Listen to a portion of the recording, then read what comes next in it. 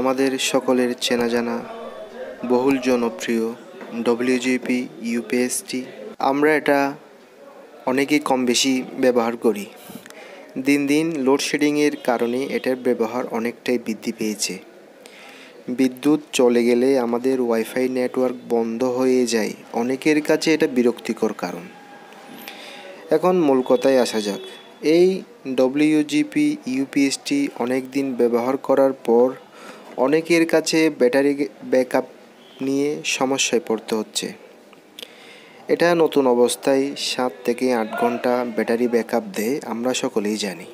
ব্যবহার করার পর এটার ব্যাকআপ আস্তে আস্তে কমে যায়, যার জন্য আমাদের অনলাইনের গুরুত্বপূর্ণ কাজে সমস্যা সৃষ্টি করে। তাই আজ আমরা আপনাদের জন্য এটার একটা সমাধান নিয়ে আসলাম। কিভাবে এটার ব্যাটারি পরিবর্তন করে ঠিক আগের মতো ব্যাটারি ব্যাকআপ পাবেন, চলুন শুরু করা যাক। প্রথমত আমি এটা আমার মিনি গ্রাইন্ডার দিয়ে এটা আমি কাটা শুরু করলাম। এটা আসলে সরাসরি খোলা যায় না, যারা হয়তো বা এটা খোলার চেষ্টা করেছেন তারা অবশ্যই জানেন। এটা একদম রিপিট করা, এটা কোনো স্ক্রু বা কোনো পাওয়ার ব্যাংকের মতো কোনো লক সিস্টেম নেই যেটা খোলা যাবে। এর জন্য এটা গ্রাইন্ডার দিয়ে কাটতে হয়। অবশ্যই গ্রাইন্ডার ইউজ করার আগে অবশ্যই তা নিয়ে অভিজ্ঞতা থাকতে হবে, না হলে কিন্তু বিপদ। অবশ্যই আপনারা সেফটি নিয়ে কাজটা করবেন, যাতে আপনাদের বাসায় এই কাজটাতে কোনো ধরনের সমস্যা সৃষ্টি না। খুব সুন্দরভাবে এটা আস্তে আস্তে কাটতেছি, খুব সতর্কভাবে। আপনারা দেখতে পাচ্ছেন এটা সব দিক দিয়ে আমি আস্তে আস্তে গ্রাইন্ডার দিয়ে কাটিং করে নিচ্ছি। এটা আসলে অনেক মজবুত করে লাগানো ছিল, আমার কাটা শেষ। এখন আমি খোলার পর ভিতরের অবস্থাটা এরকম। অনেকেই দেখেছেন, অনেকেই দেখেন নাই। যারা দেখেন নাই তারা দেখেন। WGP মিনি UPSটার ভিতরে আপনার চারটা ব্যাটারি, একটা খুব ভালো মানের সার্কিট ইউজ করেছে, যেটা থেকে আমরা 9 ভোল্ট, 12 ভোল্ট এবং 5 ভোল্ট আউটপুট পাই। এখন আমি ব্যাটারিটা খুলে নিচ্ছি। এটা বোথ সাইড ফোম ট্যাপ থাকার কারণে এটা অনেক শক্তভাবে লেগেছিল। আমি খুলে নিলাম, ব্যাটারিটাও খুলে নিলাম। খুলে নেওয়ার পর আমি এখন এটার ভোল্টেজটা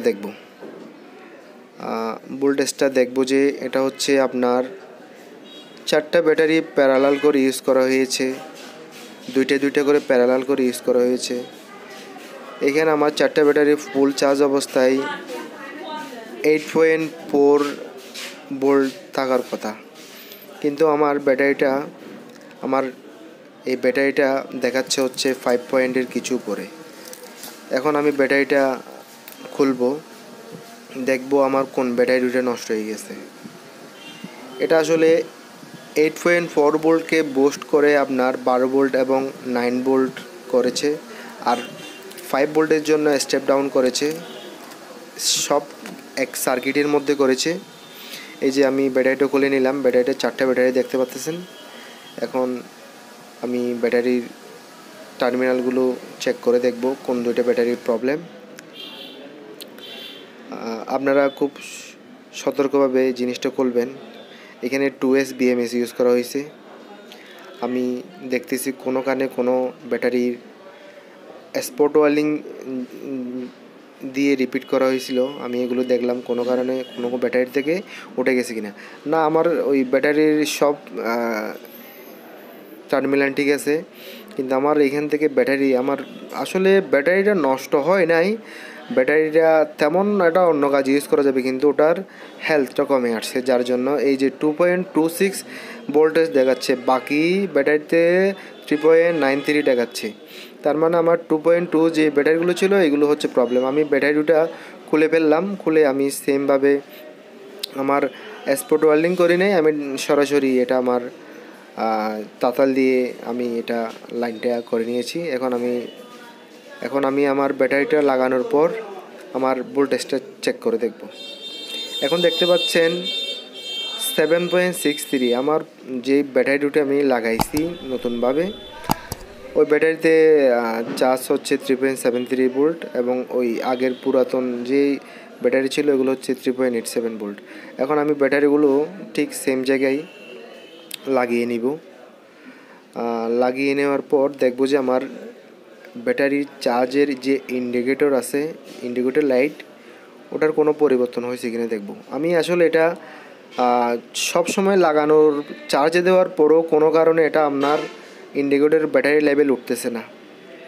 ব্যাটারি লেভেল না ওঠার কারণে আপনার ব্যাটারিতে দিলে, চার্জ দিলে ফুল 4টা ইন্ডিকেটর লেভেল আছে, 4টাই ফুল দেখায়, খুলে ফেললে একটাতে দেখাচ্ছে।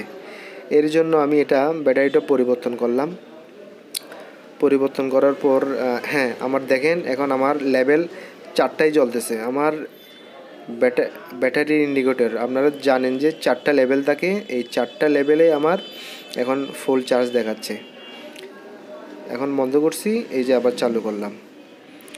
এখন আমি ব্যাটারিটা যে অবস্থা ছিল ওই অবস্থায়, আমি আসলে গ্রাইন্ডার দিয়ে এগুলো কাটার কারণ হচ্ছে এটা কোনোভাবে খোলা যাবে না, একটু সৌন্দর্য রক কাটতে আসলে এটা গ্রাইন্ডার খুব যত্ন সহকারে খোলা হয়েছিল। এটা এখন আমি একটা ওই 2S BMSটার সাইডে ব্যাটারির পাশে একটা আমি ট্যাপ লাগিয়ে দিব, যাতে কোনো কারণে এটার সাথে শর্ট সার্কিট হওয়ার সম্ভাবনা থাকে, এটা আমি সেফটির জন্য দিলাম।